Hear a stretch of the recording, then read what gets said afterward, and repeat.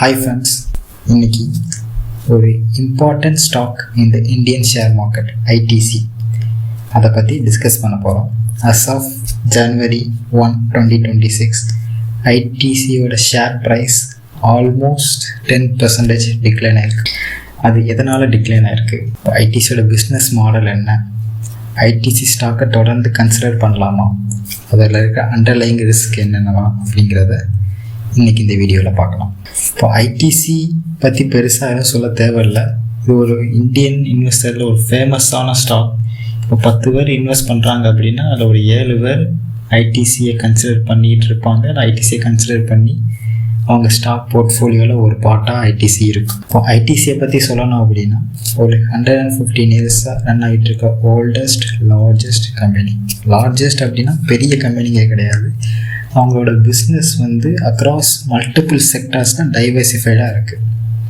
Okay, அந்த டைவர்சிஃபைடாக business இருக்கிறதுனால அவங்களுக்கு கேஷ் ஃப்ளோ எக்கச்சக்கமாக வந்துக்கிட்டே இருக்கும். இது மட்டும் இல்லாமல் இந்தியன் இன்வெஸ்டர்ஸ் இந்த ஐடிசி ஸ்டாக்கை கன்சிடர் பண்ணுறதுக்கான main reason dividend. Yearly 4% dividend கண்டினியூஸாக பே அவுட் ஆகிட்டே இருக்குது. ஐடிசின்னு சொன்னோம்னா இந்தியன் டொபாக்கோ கம்பெனி, அதனால் மோஸ்ட் ஆஃப் த பீப்புள் இது ஒரு சிகரெட் கம்பெனி அப்படின்னு நினச்சிக்குவாங்க. ஆனால் ஐடிசிங்கிறது சிகரெட் கம்பெனி மட்டும் கிடையாது. அவரோட பிஸ்னஸ் மல்டிபிள் செக்டார்ஸில் இருக்கும். இப்போ நீங்கள் இதை பார்த்தீங்கன்னா உங்களுக்கு தெரியும் ஐடிசி எந்தெந்த பிராண்டெல்லாம் ஓன் பண்ணுறாங்க அப்படின்னு. ஆனால் இப்போதைக்கு இதில் ஐடிசி ஹோட்டல்ஸ் மட்டும் ஒரு தனி என்டிட்டியாக வெளியே ஐடிசி ஹோட்டல்ஸ் அப்படின்னு ட்ரேட் ஆகிட்டு இருக்கு. ஐடிசி ஹோட்டல்ஸ் டைரெக்டாக ஐடிசி ஹோல்ட் பண்ணல அப்படின்னாலும் ஐடிசி ஹோட்டல்ஸோட 40% ஷேரை ஐடிசி லிமிடெட் தான் ஹோல்ட் பண்ணுறாங்க. இப்போ ஐடிசியில் மெயினாக இருக்கிற செக்டர்ஸ் என்னென்னு பார்த்தோம்னா சிகரெட், ஹோட்டல்ஸ், எஃப்எம்சிஜினா நம்ம தினசரி பொருள் வாங்குகிற எல்லாமே எஃப்எம்சிஜியில் தான் வரும். Paper and agriculture. இதில் ஹை க்ரோயிங் செக்டர் அப்படின்னு பார்த்தா இப்போதைக்கு சிகரெட்ஸ் அண்ட் ஹோட்டல்ஸ் மட்டும்தான். அதுக்காக எஃப்எம்சிஜிலையும் பேப்பர் அண்ட் அக்ரிகல்ச்சரையும் க்ரோத்தே இல்லையா அப்படின்னு கேட்காதீங்க. ஸ்டெடியான க்ரோத் இருக்குது. ஆனால் நம்ம சொல்லிக்கிற மாதிரி ஒரு அபரிவிதமான க்ரோத்லாம் கிடையாது. ஆனால் ஃப்யூச்சரில் எஃப்எம்சிஜி நம்ம சிகரெட் செக்டரோட டிபெண்டன்சியை குறைக்கும் அப்படின்னு அனலிஸ்ட்லாம் சொல்கிறாங்க. இதுதான் இப்போதைய நிலவரம். இப்போ லாஸ்ட் குவார்ட்டர், அதாவது Q2 ஃபினான்சியல் இயர் 25 ரிசல்ட்ஸ் எடுத்து பார்த்தோம்னா அதோட ப்ராஃபிட் பர்சன்டேஜை பாருங்கள். 78% சிகரெட் செக்டார்லேருந்து தான் வருது. அண்ட் எஃப்எம்சிஜி ஒரு 10, agriculture 7 and paper and packaging 5. இப்போ கவர்மெண்ட் ஒரு ரூல் கொண்டு வராங்க. அதை இந்த 78% ப்ராஃபிட்டை இம்பேக்ட் பண்ணுது அப்படின்னா என்ன ஆகும்? ஷேரோட ப்ரைஸ் குறைய தான் செய்யும். அதான் இங்கேயும் நடந்திருக்கு. இப்போ கவர்மெண்ட் என்ன ரூல்ஸ் கொண்டு வந்திருக்காங்க அப்படிங்கிறத பார்ப்போம்.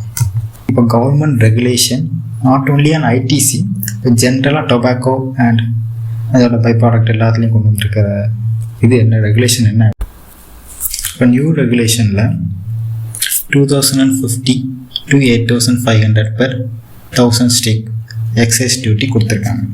இப்போ எக்ஸைஸ் டியூட்டினா என்ன அப்படின்னா, இப்போ நீங்கள் ஒரு பொருளை மேனுஃபேக்சர் பண்ணுறீங்க அப்படின்னா கவர்மெண்ட்டுக்கு ஒரு குறிப்பிட்ட அமௌண்ட் கொடுக்கணும். அதுதான் எக்ஸைஸ் டியூட்டி. இப்போ ப்ரீவியஸாக என்ன இருந்துச்சு அப்படின்னா 1000 சிகரெட் மேனுஃபேக்சர் பண்ணுறாங்க அப்படின்னா 5 to 10 ரூபா கொடுத்தா போதும். இப்போது அதே 1000 சிகரெட்டை மேனுஃபேக்சர் பண்ணுறதுக்கு 2000 to 8000 வரைக்கும் கொடுக்கணும். இதுதான் அவங்க கொண்டு வந்திருக்கிற நியூ ரெகுலேஷன். அது மட்டும் இல்லாமல் ஜிஎஸ்டி 28%லேருந்து 40% இன்க்ரீஸ் ஆகிருக்கு.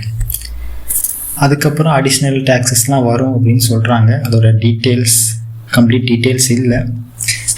அஸ் ஆஃப் நோ இந்த டீட்டெயிலை வச்சு நீங்கள் பார்த்தீங்க அப்படின்னா கரண்ட் மார்க்கெட்டில் ஒரு சிகரெட்டு 150 ரூபாய்க்கு, அதாவது ஒரு பாக்கெட் சிகரெட் அதில் 10 சிகரெட் இருக்குது 150 ரூபாய்க்கு வாங்குறாங்க அப்படின்னா, அதாவது February 2026 இந்த ரெகுலேஷன் வரும்னு கவர்மெண்ட் சொல்லியிருக்காங்க.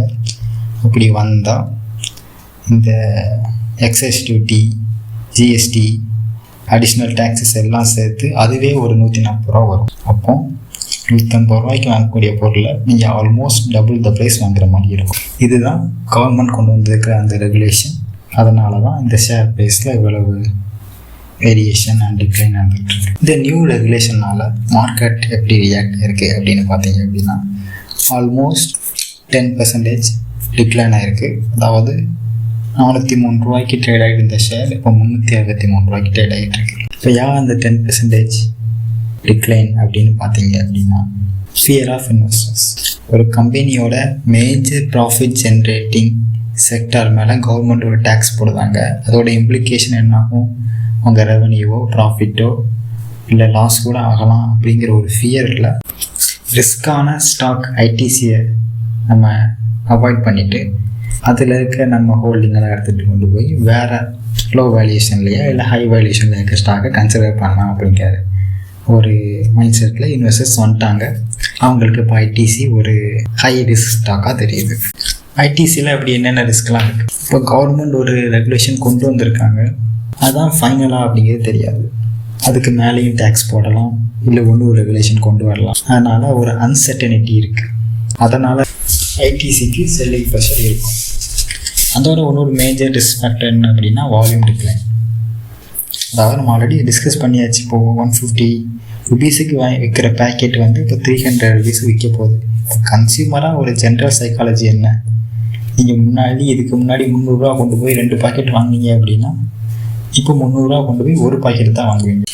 ஸோ வால்யூம் டிக்ளைனால் ஐடிசியோட ப்ராஃபிட் பர்சன்டேஜ் அடி வாங்க வாய்ப்பு இருக்குது.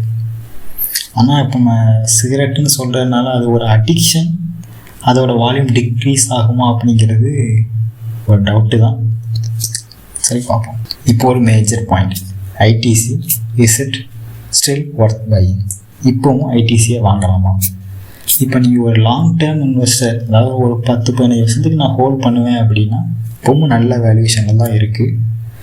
நல்ல ஒரு 100 இயர்ஸ் ரன் ஆகிட்டு இருக்க ஒரு பிஸ்னஸ். அதனால் எப்படி இதுலேருந்து ரெக்கவர் ஆகி வந்துடுவாங்க. அதனால் இப்போ லோ வேல்யூஷனில் இருக்க சொல்ல நம்ம கையில் எவ்வளோ அமௌண்ட் இருக்கோ ஃபுல்லாக கொண்டு போய் லார்ஜ் அமௌண்ட்டை உள்ளே போட்டுறாமல் நம்ம கையில் எவ்வளோ இருக்கோ அப்பப்போ கொஞ்சம் கொஞ்சமாக வாங்கி நம்ம அக்குமுலேட் பண்ணிகிட்டே வரலாம்.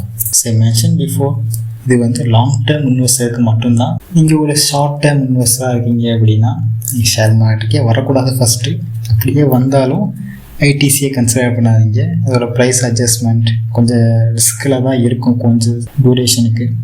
அதனால் அது நமக்கு ஒரு தேவையில்லாத தலைவலியாக மாறிடும். இல்லை ஷார்ட் டேர்மாக இருந்தால் நீங்கள் ஐடிசியை கன்சிடர் பண்ணாதீங்க. லாங் டேர்மாக இருந்தால் ப்ரைஸ் எங்கே போகுது கீழே வருதுலாம் பார்க்காம அப்பப்போ கொஞ்சம் கொஞ்சமாக அக்குமுலேட் பண்ணிட்டு வாங்க. அவ்வளோதான். இப்போது இந்த ப்ரைஸ் பாயிண்டில் நான் ஐடிசியை கன்சிடர் பண்ணுவேன்னா அப்படின்னா கண்டிப்பாக பண்ணுவேன். ஏன்னா ஐடிசியோட பிஸ்னஸ் மாடல் எதுவும் எனக்கு தெரியும், அவங்கள எவ்வளோ டைவர்சிஃபிகேஷனாக இருக்குதுன்னு தெரியும், அவங்கள மற்ற செக்டாரில் க்ரோத் எப்படி இருக்குன்னு எனக்கு தெரியும். அதனால் நான் ஸ்டேபிளாக இன்வெஸ்ட் பண்ணிவிட்டு அது ஸ்டாக் ப்ரைஸ் எங்கே மேலே போகுதா கீழே போகான்னு கவலைப்படாமல் வர டிவிடெண்டை மட்டும் வாங்கி வச்சுக்கிட்டு இருக்க போகிறேன். இதுதான் ஐடிசியோட டுடே ப்ரைஸ் டிக்ளைனுக்கான ரீசன். இதில் ஏதாவது டவுட் இருந்துச்சு, இல்லை ஜென்ரல் இன்வெஸ்ட்மெண்ட் டாப்பிக்கில் டவுட் இருந்துச்சு அப்படின்னா கமெண்டில் போடுங்க, நம்ம டிஸ்கஸ் பண்ணுவோம். மறக்காமல் சேனலுக்கு லைக், ஷேர் அண்ட் சப்ஸ்கிரைப் பண்ணிடுங்க. Okay, by.